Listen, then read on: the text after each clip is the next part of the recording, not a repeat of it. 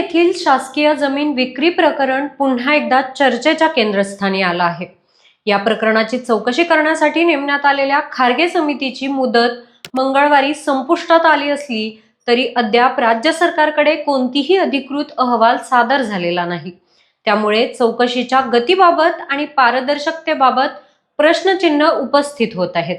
माहितीनुसार या समितीला पुन्हा मुदतवाढ दिली जाण्याची शक्यता आहे।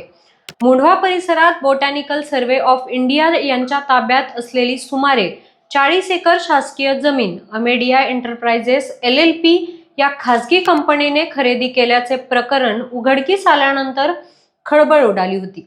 या गंभीर प्रकरणाची उच्चस्तरीय चौकशी करण्यासाठी मुख्यमंत्री देवेंद्र फडणवीस यांनी 6 नोव्हेंबर 2025 रोजी महसूल विभागाचे अतिरिक्त मुख्य सचिव विकास खारगे यांच्या अध्यक्षतेखाली समिती स्थापन केली।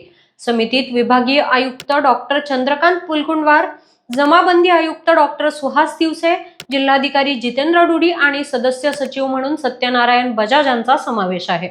समितीला सुरुवात 1 महिन्यात अहवाल सादर करण्याचे निर्देश देण्यात आले होते।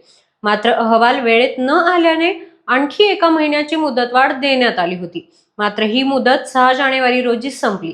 दरम्यान अहवालावर चर्चा करण्यासाठी विभागीय आयुक्त डॉक्टर चंद्रकांत पुलकुंडवार यांना मुंबईत बोलवण्यात आले। त्यामुळे चौकशीला नेमका किती वेळ लागणार याबाबत संभ्रम कायम आहे।